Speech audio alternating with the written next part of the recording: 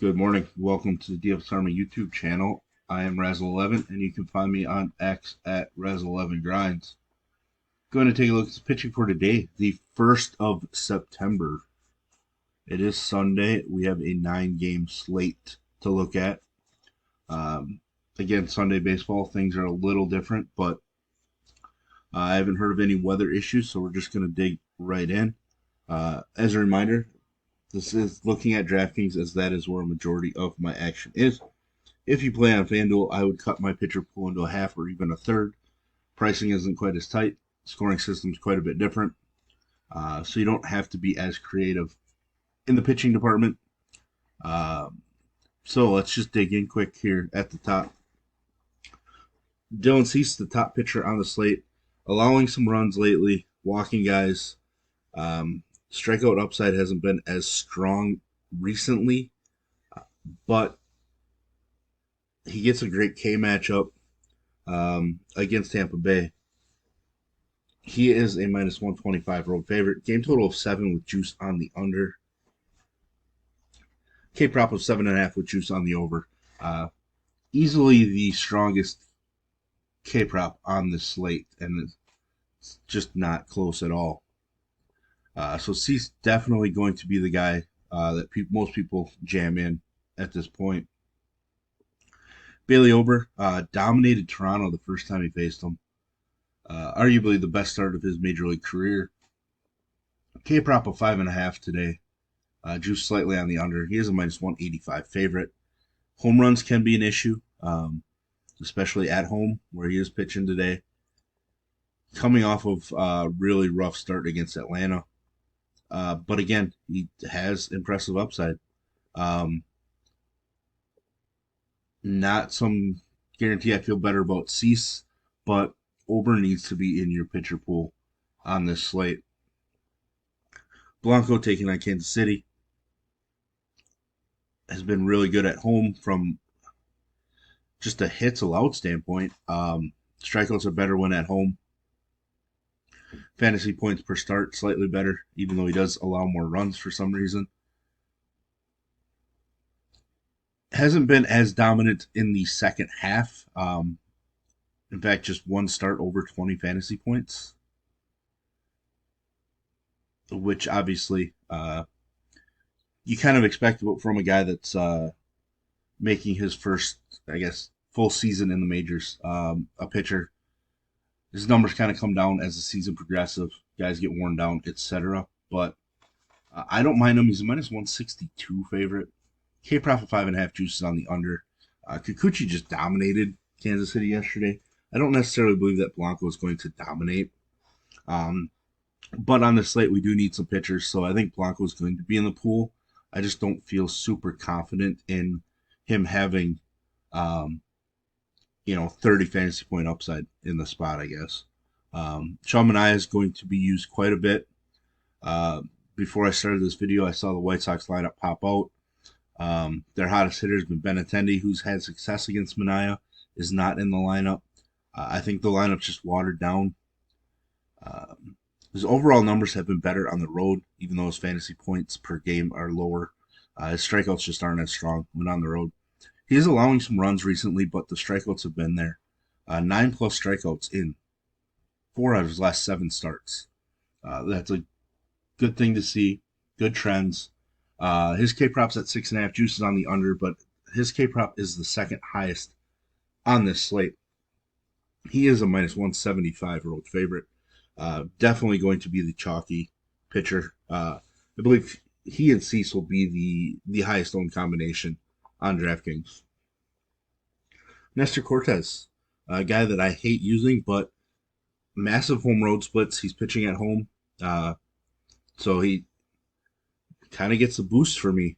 He's been really good over his last 3 starts.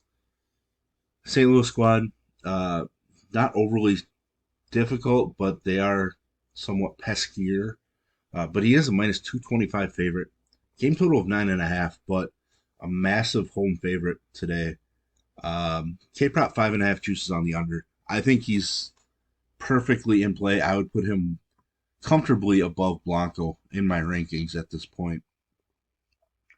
Mitch Keller is capable of putting up dominant performances, but he's also capable of disappearing. Strikeouts haven't really been there, and traditionally Cleveland hasn't struck out a whole lot.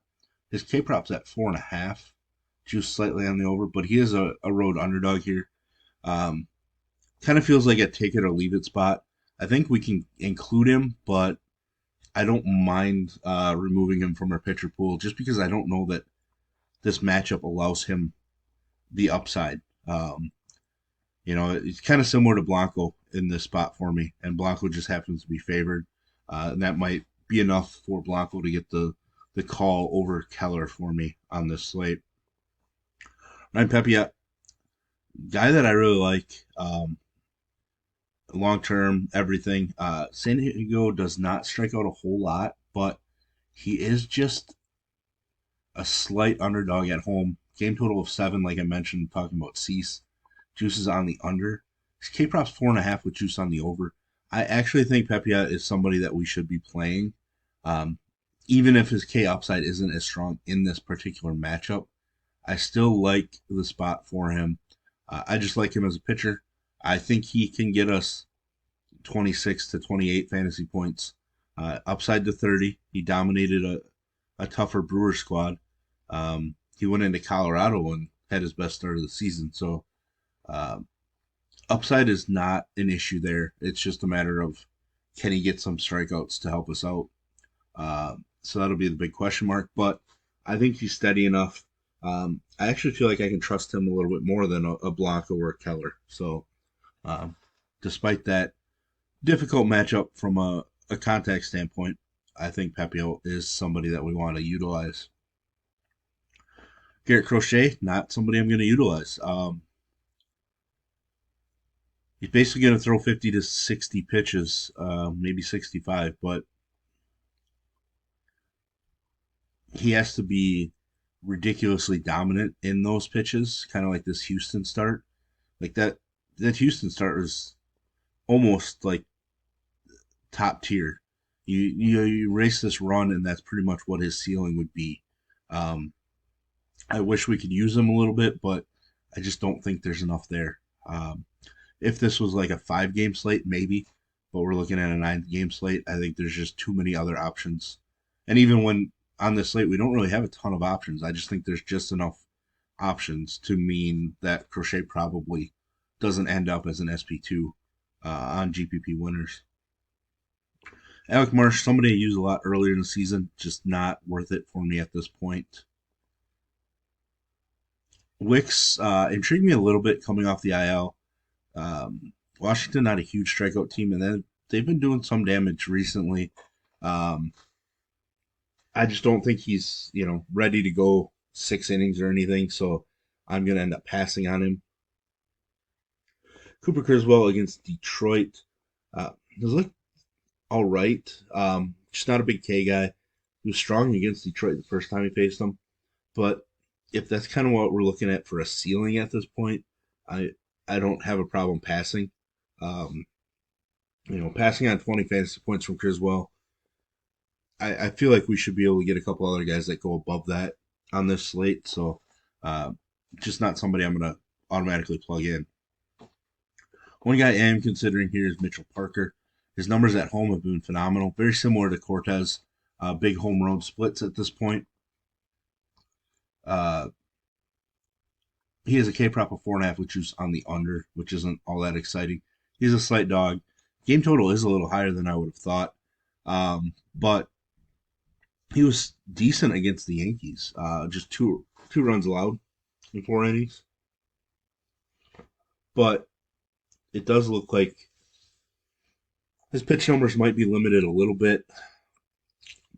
Tough to gauge. Um, this Colorado game, he did go 7 and only 83 pitches. 72 pitches against Philadelphia, but he was getting lit up. I think he just has just enough upside that I do have some interest in him. He absolutely dominated Houston earlier this year to show true upside. 2 starts ago, he went for 26 fantasy points. I think he's kind of like a last man in dart throw 10% option for me at this point. Only other guy down here that I was really considering would be Yariel Rodriguez. I can't really seem to quit this guy. Um, the question is, like, does he really get to mid 20s very often? He had those back to back starts in early July that showed off what his ability was. Uh, One of the biggest reasons I'm considering him is because I expect the Minnesota lineup to be fairly left hand heavy. And I believe, in my head at least, I feel like Yariel is a reverse splits guy, which could play into the matchup. And if that is the case, I could see myself going with Yariel as kind of a last man in uh, flyer with upside. I don't really punt pitching just to hope for, excuse me, 12 points or so.